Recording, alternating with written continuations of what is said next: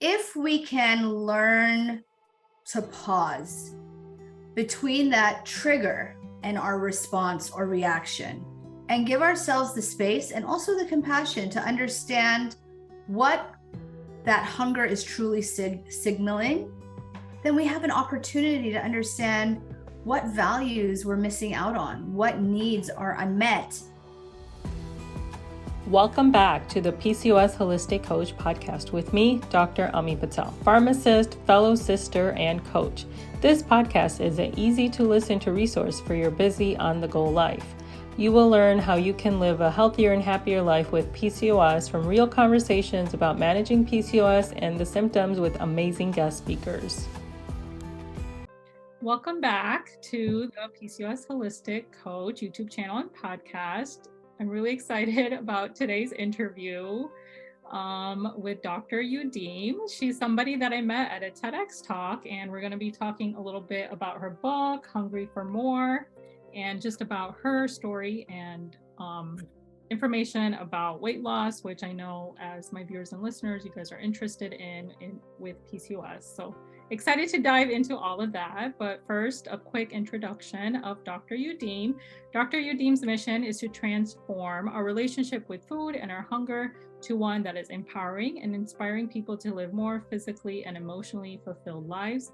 She's a board-certified physician specializing in medical weight loss and clinical nutrition, currently seeing patients in her private practice in Beverly Hills, California. As I mentioned, she's an author and a TEDx speaker, which is how we met. She's also a podcaster. Her book, Hungry for More, Stories and Science to Inspire Weight Loss from the Inside Out, explores emotional and spiritual hungers that present as a hunger for food. She's also a creator and host of the HealthBite podcast, ranked amongst the top 5% most globally listened, and founder of what is it? Yes, it's Dehl. Okay, Dehl Nutrition, a line of nutritional supplements for promoting health and well-being. She's also been interviewed by the media, featured on The Doctors, Dr. Phil, Dr.Oz, ABC News, Inside Edition, National Public Radio, among other news outlets. Outside all of these professional achievements, Dr. Youdim is married to her high school sweetheart, a mother to 3 wonderful children, and in her spare time, she likes to run, read, and be gathered around home-cooked meals with friends and family. Amazing. Thank you for being here, Dr. Youdim. Yes, I'm so glad we got to have this conversation. I'm excited. It's going to be great. So first, about your book, I really enjoyed reading the book. I love that you connected that your personal experience throughout your life with your patient stories. I love that you included research and statistics. You explained the impact of our parents' upbringing and how it impacts our lives, even though we may not realize that. You connected biological connection between emotions and food, and stress hormones that increase hunger hormones. So all things that we'll dive into, but I just wanted to say that I really enjoyed those aspects of the book. I'm so glad. Yeah. Well, what was your inspiration for writing this type of book? So as you mentioned, I see patients in clinical practice, and I have been doing so for almost 20 years. And when you start to listen to people who come in with the same sorts of concerns, you realize how universal they are. Same problems, same triggers, same triumphs, same losses, same excitements. I mean, we really are so very much alike. And not only did I see that similarity in my patients, but I also saw myself in so many of the stories that people shared. But if you don't do this work and have the opportunity to speak to hundreds and hundreds of people, you don't realize the commonality. And often the issues that come up in this book and are manifested in our relationship with food are taken with so much distress and shame. So this book, as I always say, was my love letter to the patients. it's my way of saying you're not alone in this, that while you're very much unique, your concerns and your challenges are very universal. Yeah, I think that's really important to hear, because even like clients I see or people I talk to with PCOS, like the number one thing is they feel alone, like nobody understands them or their challenges and struggles. But as you mentioned, that like we're all more alike than we are different than we think. Even if we may focus on the differences, a lot of the like needs that we have are very similar. Right, absolutely. Can you talk about the connection between hunger and emotions? Yeah, I love to talk about this because, again, I'm all about kind of demystifying and also helping people understand themselves so that there's less shame, really. So when we talk about emotional eating, I think we often have this image in mind of like a heartbroken girl who's, watching Netflix and eating like Haagen-Dazs ice cream or whatever it is people are eating these days. And the truth is that emotional eating is ingrained in our physiology. It is hardwired in every single human. We know that hunger hormones are what manage, or hormones in general are what manage our hunger. These hormones are right now so in the news because of Ozempic or semaglutide, right? We're altering or we're giving people analogs of normal hormones they release to manage their hunger. Well, we know that when we are distressed, when we experience difficult emotions, that we alter those hunger hormones, those very hormones that we're managing medically in order to get people to lose weight. And so our hunger and our emotions are very tightly woven together in our physiology. Yeah, that makes sense. I think sometimes we like to compartmentalize, like hunger is different or emotions are different or stress is different or like, working out is different, sleep is different, but they're actually more interconnected than we think they are. Absolutely. And if you think about, the main disconnect that we actually perpetuate in medicine is the disconnect between mind and body. And it's such a false disconnect, right? It's so not physiologically based. And so understanding that connectivity between mind and body, and also all of the things that you mentioned, is really critical, I think, to not only managing your weight, but what's deeper underneath that, to understanding your relationship with food as a window into your relationship with yourself. Yes, and that brings me to my next question. Perfect segue. In your TEDx talk, you said that your hunger is an opportunity to address your unmet needs. What do you mean by that? Right. So, when we all have basic needs, right? Connection, autonomy, or values, I should say, right? That translate into needs. When these basic needs are not met, it's uncomfortable for us. When we don't have the connection that we want, it's uncomfortable. When we don't have that sense of agency, it's uncomfortable. When we don't have our basic physiologic needs like sleep, or rest and play met, it's uncomfortable. But oftentimes we don't pause long enough to understand or to have awareness into where that discomfort is coming from. All we feel is discomfort.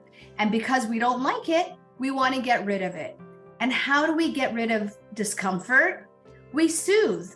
I always tell my patients, if you're a goody two shoes, you're going to soothe with a chocolate chip cookie or a cigarette or wine or working or scrolling, whatever your dopamine hit du jour is. And so if we can learn to pause between that trigger and our response or reaction, and give ourselves the space and also the compassion to understand what that hunger is truly signaling, then we have an opportunity to understand what values we're missing out on, what needs are unmet. And therein lies a beautiful opportunity to actually know and to give ourselves what we really want. Yeah, I think that goes back to what you were saying, how we have that disconnect between our mind and body, right? Like our body is like, why are we having those uncomfortable feelings? But if we have that disconnect, then we're not able to answer those questions. And that brings me to my next question. What solutions do you have in addressing that, like closing that gap, addressing the hunger in a meaningful, productive way? Well, I always imagine this as like, if we can slow down the tape, if we can slow it all down, because when we get triggered to act, it's a trigger, right? It's kind of like a rubber band that you've stretched out, and to the end, and now you've let go and it's going to snap. If we can create some time and space between that trigger and the reaction, slow down the script, and be aware of what's happening. Ask ourselves, what is really going on? What is that trigger really mean? Perhaps, you're sitting in front of your computer and you find yourself, I just did an Instagram post on this, like walking towards your pantry like a zombie.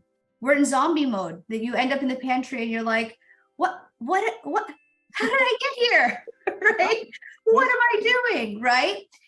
And that question is actually the first step. What am I doing here? If I'm not really hungry, if I just ate lunch, what am I doing? Maybe I'm tired and I need a break. Maybe I got a stressful email and I just need to take a deep breath. Maybe I'm feeling lonely and I need to pick up the phone and call my mom or call my bestie. Like, what is it that I am really hungry for? Because the truth is that not only when we soothe, not only is it resulting in habitual actions, maybe weight gain, maybe excessive alcohol or whatever, but I think even more important than that, we're glossing over the opportunity, the potential to know what it is that we actually need and give ourselves that. Because soothing, not only is it ineffective and short-lived, but it's not scratching the itch, which is why then we keep going back again and again to try and relieve that distress or discomfort. Yeah, that makes sense. Sometimes we get into, like you said, that zombie mode, like it's just like you wake up and then you just go through your day, and then before you know it, it's the end of the day and it's just like repeat, or you're just like, okay, let me just get through this week, get to the weekend. But we're not really making that time to slow down and asking ourselves these questions or connecting with our mind and our body. Right. So it is, in the moment, being triggered. And then I think what you're speaking to is also like automated habitual behaviors, being an autopilot, right? So going through your day from task to task without slowing down and really discerning what's going on. And you asked earlier about practical strategies. Well, there's practical ways of doing this. If we can stop and ask the question and be aware, then creating that space, we can maybe take a few deep breaths and literally turn down our sympathetic nervous system so that we are in right mind. Maybe we can take out a pad of paper and start journaling what actually is going on in our minds, right? So there are also practices. Maybe we can go outside and move our bodies, be in nature. That both of those activities, movement and nature, allow for kind of that contemplative, space that helps us be more discerning. So you can be actionable by incorporating these different types of pause into your day. Yeah, I think like what I found helpful and what my clients find helpful is like throughout the day when you have those points, like, okay, right after work, right? Like before you start going into your next daily routine, that's a great time to take maybe 2 minutes, 5 minutes and do those deep breaths, connect with yourself. Like, okay, what do I need for myself right now? Like, how am I feeling? Asking yourself those questions. Maybe that's a great time to, or like right before bed, journaling, as you mentioned, or, after dinner, before bed, going for a walk and just reflecting on your day. Yeah, I love those practical solutions. Thank you for sharing that. I wanted to get more into the book and ask like specific questions. One of the things that I was reading that you mentioned in the beginning is that basically, like, as you said, you specialize in weight loss. And by the time people come to your clinic, like they have tried everything. And then they come to you basically saying like, you know, nothing works. And then you talk about how tools cannot take the place of process. Tools cannot replace the painstaking work, time, practice, patience, perseverance, resilience, deliberation, intention, understanding, self-compassion, and self-awareness necessary to engage and persist in this effort. Tools cannot restore our sense of self, nor can they restore balance to our lives. Tools cannot replace the deep beckoning that uncovers our true hunger. So, like what you wrote in this book, how does that relate to your practice and the values that you have around the weight loss narrative? So, well, when I think weight loss narrative, that takes me onto a whole different tangent. And I'm not sure that you're asking this, but I think this is important because oftentimes people will ask me, how do you reconcile your work as a physician practicing medical weight loss? So that is what I do. I help people lose weight with this conversation or intention or value system around self-compassion, weight loss, self-compassion. And I don't know where this disconnect happened. To me, those two things are very much aligned, because by giving people the tools that they need to help them change their relationship with food, that is a form of compassion.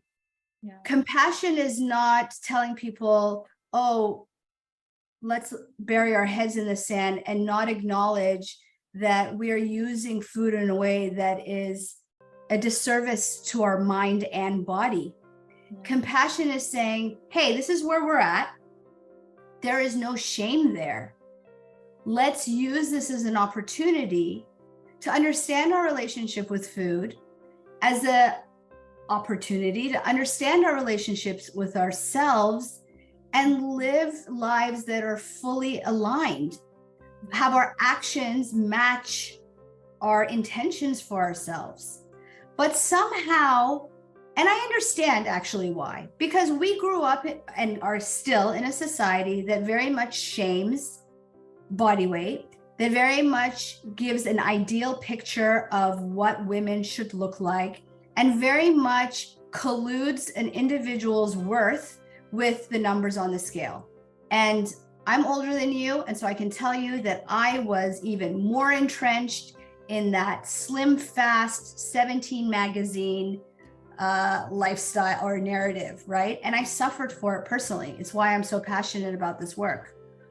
But the response to that is not to, again, bury our heads in the sand and not recognize that many of us are not using food we're using it in a way that does not serve our bodies. We can have that conversation in a way that is compassionate and empowering. And so again, for me, those two things very much go together. Helping people to understand what they're truly hungry for and not use food or alcohol or whatever else to soothe, because it's, all interchangeable, is empowering. It is not empowering to say, oh, and I say this, I know some people may scoff, but there's this whole movement of health at every size. And it's true that you can be healthy at every size. But it is also true that when you are overweight or excessively overweight, that the likelihood of it impacting your health goes up. You can have a smoker that doesn't get lung cancer, but that doesn't mean that smoking doesn't impact or increase your chances of having lung cancer. Mm-hmm. So I'd rather not say, oh, girl, it's okay. Just go ahead and soothe with food. I'd rather say, girl, it's okay that you're using food to soothe. I understand how painful this must be. And let's figure it out in a way that is empowering and compassionate. Yeah, definitely.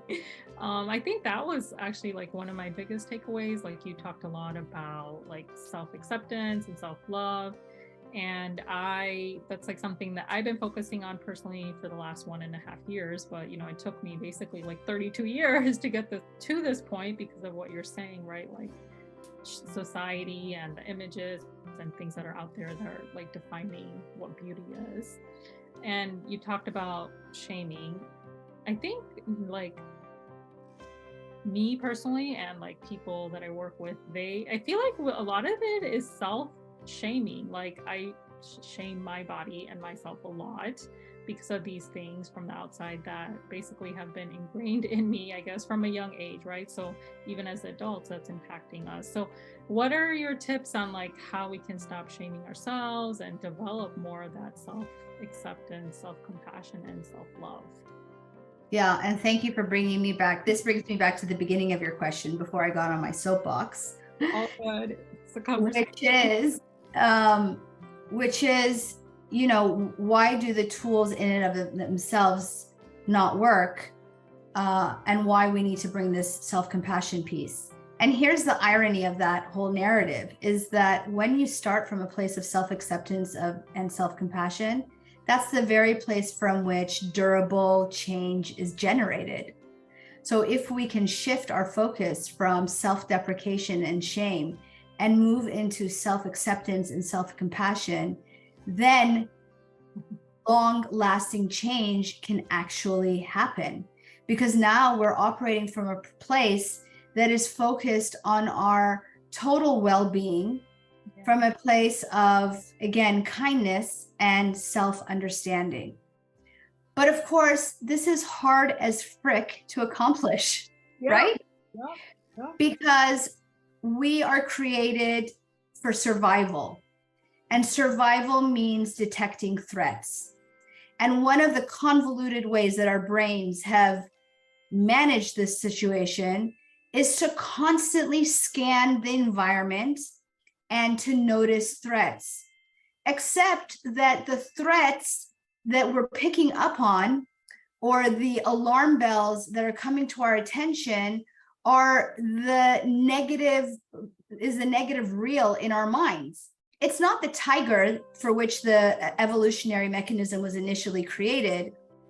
If you're looking for a new tool to help you stay motivated, accountable, track your progress, and celebrate your wins, and actually get results for all the effort you put in achieving your health goals, then I have the right tool for you. It's called my 2024 Hormone Health Journal. Inside, you'll find tools, trackers, journal prompts to help you stay on top of your health. It is currently on pre-sale and pre-order for only $18 US. You will also get a free bonus, which is access to my mini course, How to Enjoy Indian Food Guilt-Free with PCOS.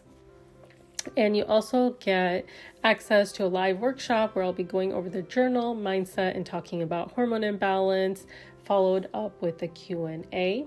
If you would like more details and to purchase, see the link in the description. But it's that real.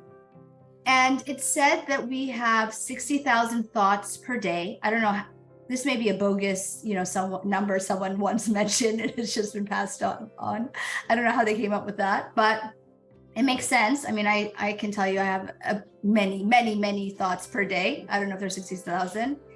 And the majority of those are negative thoughts. So this is something that's ingrained in our psyche. So what it requires is, one, again, being aware, like slowing down the tape, understanding that this is what we're doing, and what I'm thinking, just because I'm thinking it doesn't make it true, right? We can question our thoughts. And I think that's gold, because I personally, for a long time, felt like I was the authority. My thoughts were the authority. Everything I thought necessarily was true, and that's false. The second piece is understanding the common humanity. This is not something that just you, Dr. Amy, deal with, or me, or, Beyonce, or this is everyone. Everyone deals with this tape, this rolling reel in your head. So when you understand also the common humanity piece, you're less likely to blame yourself. And then finally, to give yourself compassion in that moment. So sometimes what happens is you're trying to be more aware. You're like, I'm going to be aware of my negative thoughts. You walk into the bathroom and take off your clothes to get in the shower. You look at yourself in the mirror. You say to yourself, damn girl, why is my butt so big? And then you start blaming yourself for saying that negative thing to yourself. It's like a negative on a negative. But if you can just notice in that moment and have self-compassion and say, you know what? I get what you're trying. I get that this is a protective mechanism. I get that this is a script that you've been playing over and over in your head for many years. But now it's time to stop. I'm going to gently hold your hand and we're going to choose an alternate narrative, an alternate conversation. I think also, like you mentioned this in your book, that like the first time someone mentioned anything about your weight, it was as early as age 6 that somebody mentioned, like, it was one of your first negative memories about weight, right? So I think it's like, okay, these thoughts, like, where are they coming from? Are they thoughts that I have, or is it something that somebody said to me? And like, if you want to just elaborate a little bit on that too, like how, I guess, these beliefs that we have, they come from society, or they can come from people that make comments, like in your situation. So like your personal struggles and experience with weight loss, how did that impact what you wrote in the book in that specific situation? Yeah, so like I said, I was born in the United States to, immigrant parents, but was fully ingrained in this culture and this society and all the messaging. And I had familial messaging as well. Thank goodness my parents were not engaging in that, but I have memories of family members, yes, as early as age 6, reprimanding me for, filling my plate, or the food that, filling my plate at the table, basically, which in retrospect now it's heartbreaking. I have 3 kids myself. So I can have compassion for that person, for myself at that age.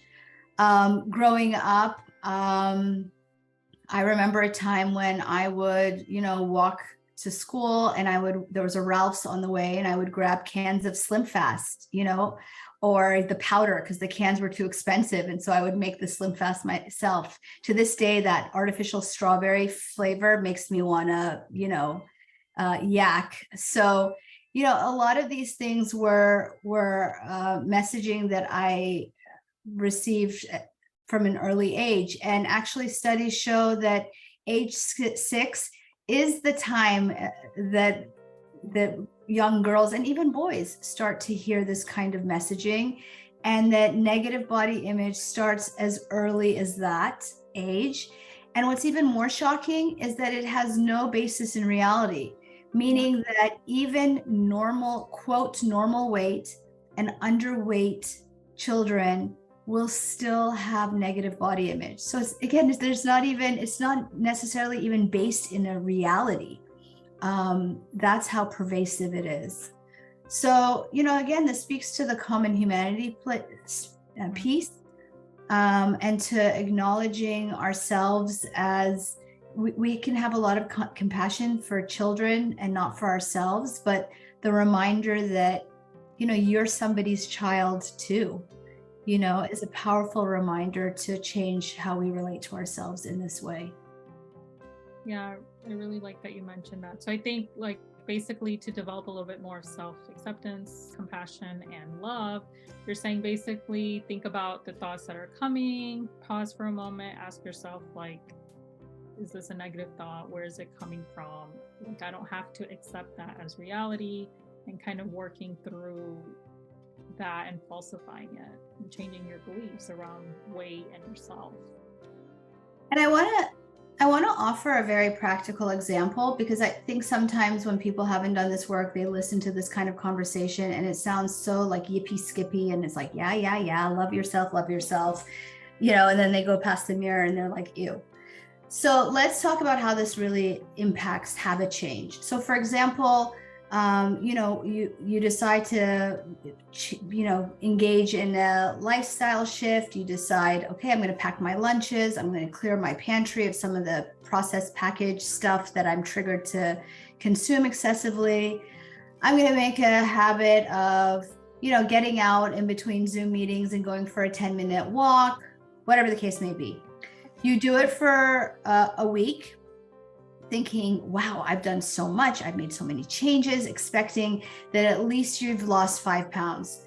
You hop on the scale and you've lost 3 pounds or 0 pounds, or maybe you gained a pound.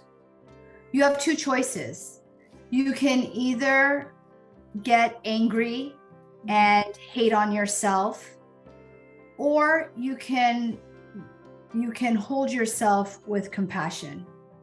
The outcome of route one is almost invariably throwing in the towel, because you are so mad, you are so frustrated, you are so, upset about the outcome that you've lost your will to continue trying.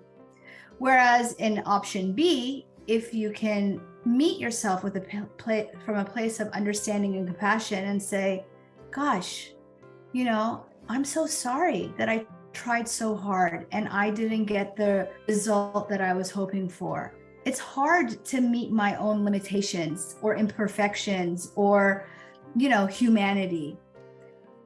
But I'm going to meet this moment with compassion, and I'm going to use this opportunity to regroup and see maybe what I could be doing differently, or who can help me in this effort, right? Very different approach and very different outcome, because in outcome A, you've hit a wall, and in outcome B, you've engaged in a growth mindset in which you have the opportunity to reevaluate, reassess, and to move forward with resilience. Yeah, I think like that conversation about self-compassion, and like you mentioned earlier, like you're somebody's child. So like talking to yourself like you would to a child, like what advice or what would you say in that situation, right? Which is like, keep going, things like that, or what you would tell one of your best friends or a loved one, like how you would talk to them. I think that's like the first step or one of the first steps that has helped me in changing and that mindset, that like instead of giving myself a lot of self-criticism and shifting to that self-compassion a little bit. And it totally impacts your ability to make change, right? Which is ultimately what we're striving for. Yep, exactly. And kind of gives you that encouragement to keep going, so you do see those results that will come. So throughout your whole book, you shared a lot of personal stories that relate back to your patients. So what did you learn about yourself and your relationship with food and weight while writing your book?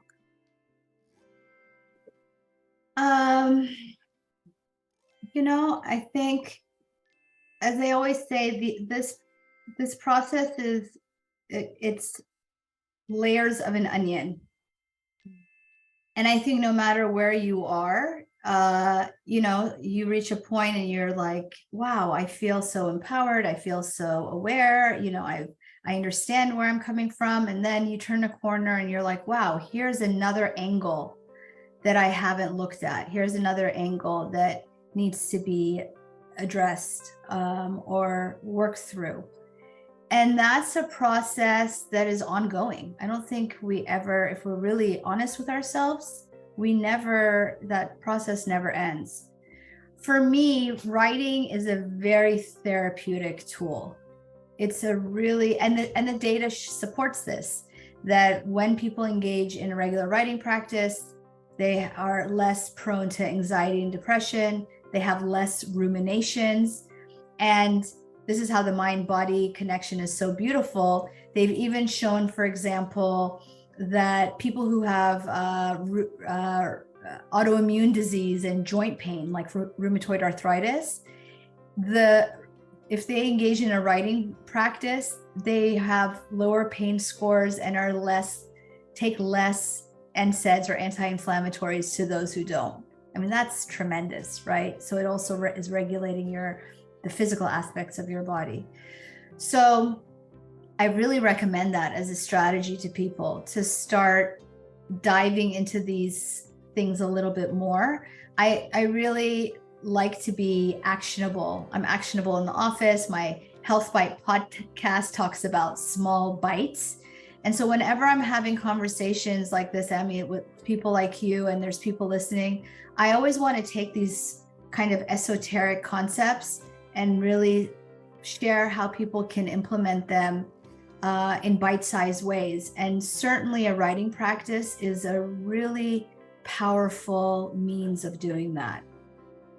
Yeah, definitely. I think it's like a lot of times we do these like projects, like even me personally, like the content, the social media, it's to educate and help others, but like you're saying, it's also therapeutic for myself. Like it's an outlet for me to share my struggles and things like that. So yeah, right. I'm glad that, this experience has also been healing and therapeutic for you.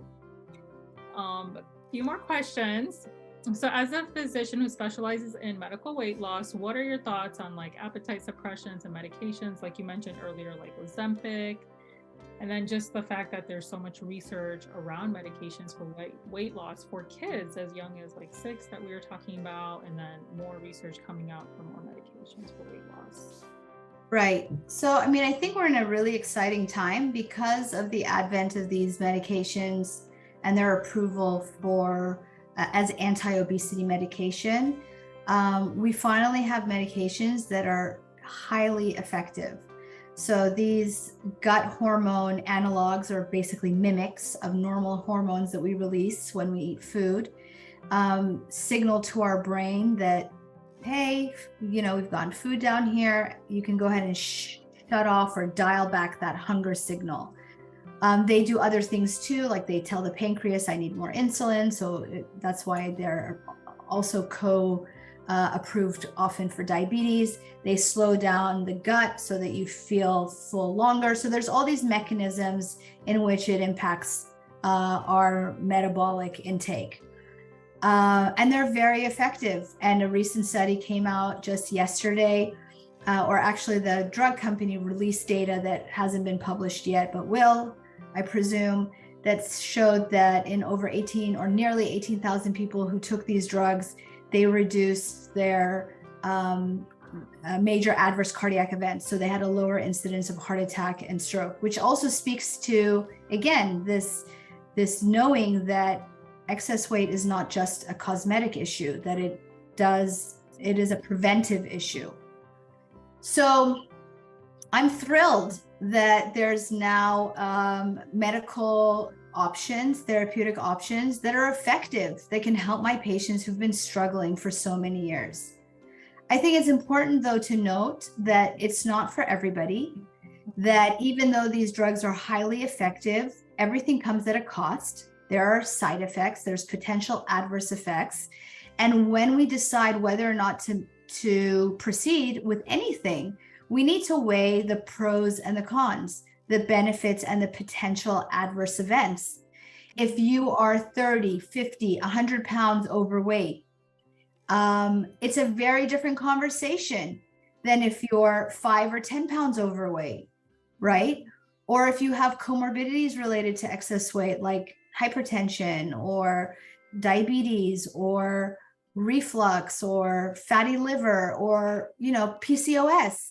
It's a very different conversation than otherwise. So it's individual. There isn't a one size fits all, which is, I know what we always want, just like give me the top 5. Yep. I think it's interesting when it comes to children and adolescents. It's not as clear cut. On one hand, we know that the longer you live with obesity, the more likely you are to continue to be overweight and obese, and the longer you have to develop potential comorbidities. So again, you may be overweight and healthy all your life, but chances are, if you're living with it for 30, 40 years, that you will develop some related medical condition like diabetes or hypertension. So in that way, I favor medications that could help them. At the same time, these medications are relatively new. And so we've had them for diabetes for 10, 15 years. We know that they're pretty effective and safe is the word I was looking for that time frame. But do we know what happens if somebody takes it for 30 years? No, we don't. And I have patients who, I don't treat pediatrics, but I treat young adults. I have patients who are 20 years old, and we have to have this conversation of, here are the pros, here are the cons, and here's the I don't know. And we have to make a decision based on your values, your desires, your personal situation as to whether or not you want to engage with this or not. What bothers me is that, number one, it's being used in ways that it shouldn't be used. And then there's conversations that are not by people who have no stake in the matter. They're not treating people with obesity. They've never been obese perhaps themselves. And they're tainting the conversation in a way that's very unproductive. So I would say if anybody fits in that category, that they think that they may benefit from medications, have a conversation with somebody who knows. I'm not a drug pusher, and there's plenty of times that people come to me and get pissed because I actually don't think they're a candidate. So it's not a matter of pushing medications, but have the conversation with someone who's educated and educate yourself, and then make a decision knowing that nothing is a slam dunk. Nothing is going to be 100% good or 100% bad. It's a matter of weighing, the pros and cons.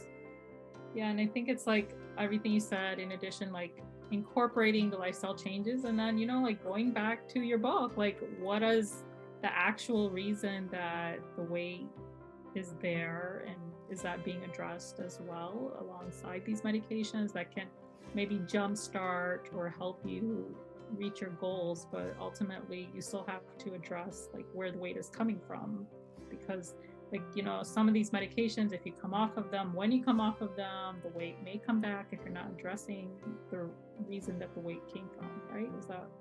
Yeah, but I do want to address that too, because, we don't talk about when you come off of metformin, when we talk about PCOS.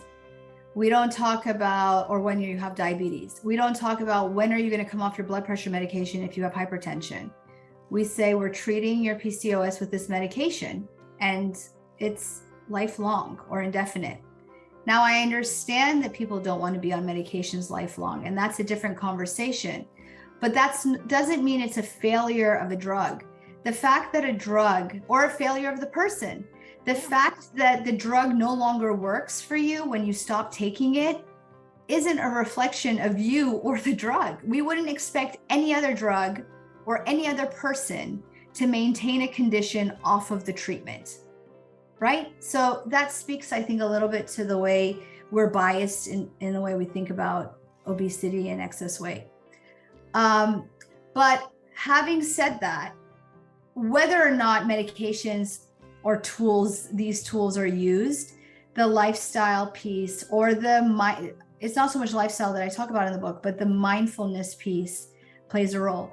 Oh, and this is the other thing I wanted to say, is that, as you know, I talk about in the book, the physiology, what changes in the body when people lose weight or when they gain weight and they lose it.